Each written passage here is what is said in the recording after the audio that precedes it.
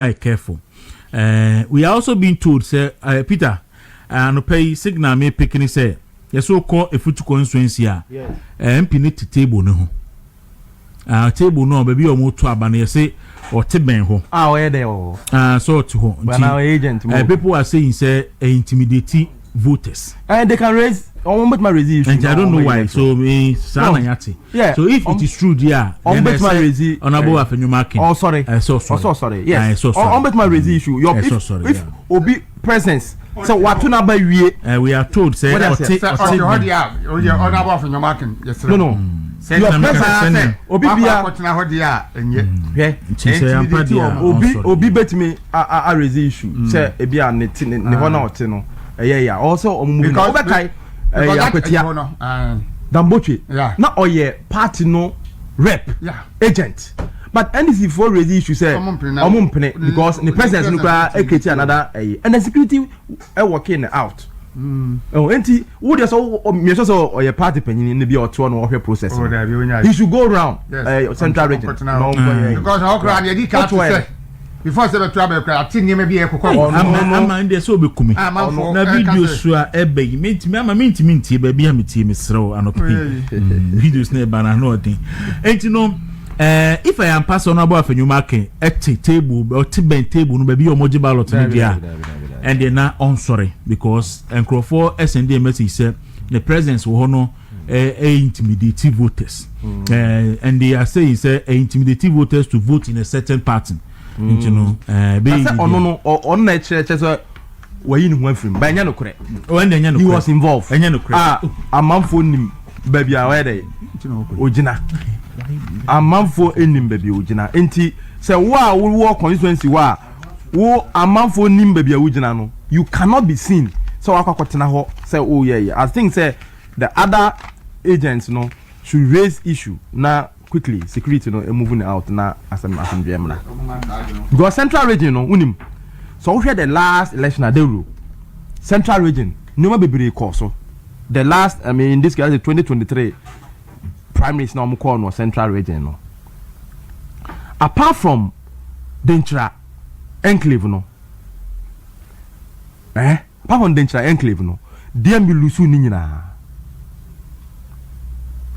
central region now share near course so Winneba na strange the last primaries so apart from the Denchira enclave no they lose all the constituencies in our central region but share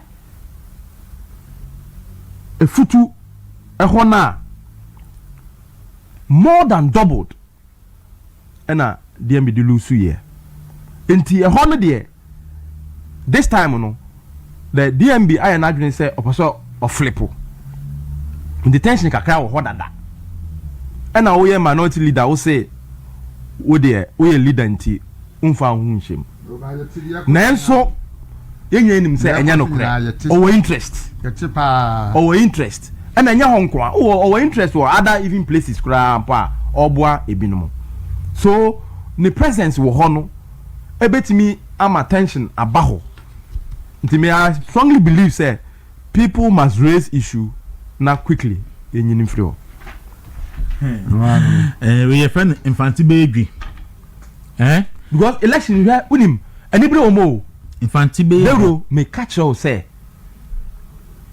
who share campaign process now the venom the hate the anger in people you cannot underestimate the outcome say ene party no be gina say ene election no nyakopo na aboana ewima atadin but amanfo trimu no yaw ne anibre wa amanfo mu no amanfo emuna omutim because campaign no that day share aspirant no especially even people close to Canada Japan look at campaign no mo run so tie oro elected campaign radio so ori abeko I'm telling you, he's my friend. Even Kwesi Kwati and Kasankasa. Kwesi Kwati cried, they say, a China, it will be hit no course. No, sir, or no, Sano, say, Kwesi Kwati to toilet set a one. Kwesi Kwati no ako school be learned. I know Sanka, which me, it's me, I am measured in some of the things. But Kwesi no, Kwesi Kwati no. The last na nneɛma bi ɛyɛ na no kura no you can understand him or communication director for a group and sometimes pressure ɛbɛba wo so no wa omu anye du anye on hye wutim pa na bi abɛyɛ nneɛma bi kɛkɛ ne ade but I'm saying say campaign e bi no running no stikanum the hate the anger any bre ne yaw bi a ɛwɔ ebinim mu no untimi mfa nneɛma endi agro the destiny of the party and you decided no what I say ebimu as na election ya ko ebi abodua ebi openly kofa aboa say o twa nipa ti aboa ti moja agufom say ebi asumasi aka asumasi aka bi nti anya agro ena ye di anya nibere the destiny of the party ena ye decided nti people should not take chances obi bia obekọ baabi na smooth process so far yenti ai bia obabia no e de be resistance de ntokwa babia no omunyim free ho absa higher movement mo wo ho na wo hwe campaign no hit e social media so ato da bia abrochirefo mo send a video sister and we akaka say wo ha say enti wo free ho na bedu Ghana so na wo hwe hit na ya mo ho amuhunu no and wo ba Ghana ha say na wo hunu no difference woman and normally am say social media ho no wa hwe ya obeka say NPP kura ya hye awunim ni nti etisa aya social media for no mo di views no mo di agiska njo mo sada ye no huhu sada be ya mo behwe but in bedra mi hu ni sa mi hu ni sa obi mu say obi kura na like say beto be obi wa ho baomia obi wa ken hu say omu kasa betenye obi kasa sere but inu so de obi mu say obi timi kase mu ya be so kase onyetio kura de bebo timi de mi hu ni sa okay nti enema iku kakra ho wo ba wakoba bi omoto aba ne bia na da bia fe na kapese mi free ha na ka godon kra ha nko de me ko ba so ko headquarters okay mi free time be ko hesa ne hot okay se mu bi betim ba ko ankampe pa okay and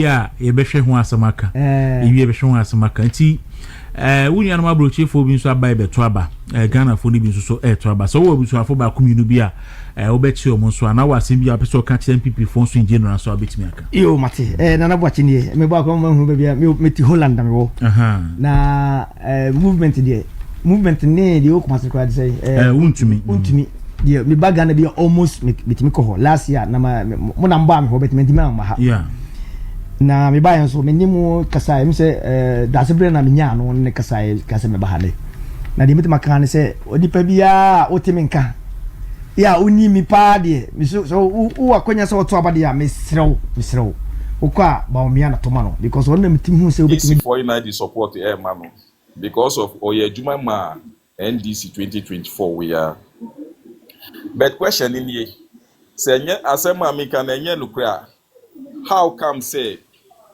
there were almost 5 candidates on my contest Bra Champo wo ho omanko support you no Educhum wo ho omanko support you no any Cobra Japan but they rather choose than Japan it tells you Marcus able to now what's it the question for the what is it the gods the question for the gods yeah at the end there is certain from why you are to but one thing I mean person me can share delegates no meaning that I say if you vote for Ken, your campaign message will be Free Kennedy Japan. Do you know why? Ahmed Swami. I know. Yeah. It's the time I was a campaign. I was dreaming for it. I said, no, Musu preaches away and in Papa we soon Ahmed Swali who ye inti. Since I had training at the cohort. Inti. MPP delegates and one say Kitapraka, Free Kennedy Japan, Free Kennedy Japan. That's our message. Yes, yeah. Well, media and no make it wow see won't me junior man who no. This I won't say Brian wo I didn't na NDC for far or support Koma Brian. And I say Edichum and I say engineer Kobla Japan, but they rather choose Kennedy Japan. Because I need Tiawa. Ain't over to you there. When you know, Meda mo ase ena meda wase se wa ma me konwa. Nyame sure. Nyame sure. Na yen follow page in Debia na ban yedin komo I. The agribusiness and the fruit juice factory at Asen belonged to his former backer, Mr. Upon if I sure. Hey, would you is this rice nega na?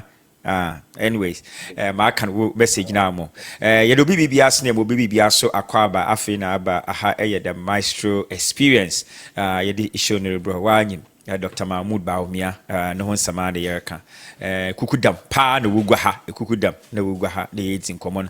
Yamin show BB. Maybe by Ambra Ode, ya for timing in a bay. Yo, Mechia will be Biara. Master Yamin Shira, why? Any Jumapa Woody. Edebua Unia Bema, or Papa Wofa. Vice President Mahmoud Baumia, Bakope. No size, no bagawaya. Aye. Bagawaya.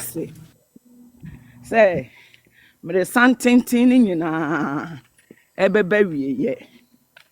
Na me say delegate. Omo ni ehwamo. Because Mahama eni ni nuabe ma ne de. Ebe me say Ghana kuru no e omo dia. Sa na me hu no. Because ka tama Mahama maaye no. Na ni nua na nya na adwen say okoto gold then dey you box side to so then dey. Na ne bra ne ba so wie no. E na eja. Wa wia. E na ode ama no. E na one ne bra ne nyina. Omo di ne nyafo. Na ne motos ene emo anwa Mahama nuan akra na wo moto no so tumi say brand new wakra omo de aba omo chichema delegate bia obia baako na ombe ye we nyina so enkosi aga Nyankopon wasan ase awie de waka no nyame won sesana no onye ye nipa da sani a ye tuntumfo ya ye o kasa me promise me ma usika ebedu da bi na adwen asesa no nyesa na Nyankopon wote ye ntimi de minim say Baumia can sembi ye vice president sorry say me boni din o kan sembi say abo ni dua no onyame no pra no no Nyankopon so apra no ho sanse papa we o ye janka oni maame me kura minim say ba be ye vice president o sisters kura I don't know but oni sisters kura na yen ya ye ne na yen ya be form na busua no ho no ye ye the busua ni prekope and NPP mabiara yan yedi yan papa Mahmoud Baumia chi vice president chi ye ho offense animunyam enofo eto enti de meka say delegate ye best tram yan start da yan sayam say aka ochina ya wo if twemwa naka one day ochina by this time eto yan naka one day ye be poma show nim se mo de mo sti amoye nai mo be yensu ama na boro so you have every right to drag Dr. Baumia. You have every right to say whatever. But NPP and the delegates, they have every right to endorse your stupidity or otherwise. Yeah. You have every right to insult. Easy. Yeah, easy, Massa. Good for both. Easy. I mean, me future say easy. Oh, I drink too much. He has every right to insult everybody, including the look. Kennedy Japan now command. NPP must prove to him that you're not going to know what they are saying. Yeah. Mayor saying, you know, no. Aye. What's a pen baby Edri? What's a pen baby Edri? What's a pen baby Edri? A man of over 60 years. What do you want to what general mobile? No, we should accord you respect. Now, respect you know yet be what it is. Not the chance you best want to wait to know what that bro. Marcus Nachi as some of you as nigga can was it The one can cancel and or any other state your true. I'm saying, Kranka, let's not go there. My papa say, if you have invested in this party and you have a future in this party, you will cry for this party. And then I you last week. You will weep for this party. Yeah. Say one person. In there, or the baby no about the party no. Even President Rawlings, no of the party, NDC did not allow him to drag their party to that level. I said, don't get ya. I said, the night cage. Obi what's on the party. Elite of Ghana what's on the party. The first political party in Ghana. What did you do? We able to them they have one political power. Maybe did them. I see. I want to look. NPP painful. Idea what you can do. You need to explain to the youth. Messi, you better match pass our office. Walk or show on office. Or NPP painful. Yeah, but what time, Baba? What time, Baba? Maestro, Yamin, we are no more. Yeah. So, Obi to the Mercasa Dama. Only the Nibraba. I know. 31st. Yeah. I can't wait. I can't wait. I can't wait. As I check, no, who then name Braba. Yeah. I can't wait. Which way you bono? Baby, I heard you. Impo Akakasa. Mwankasa due to me the affum. Not to me your board, but I won't apologize. I will repeat.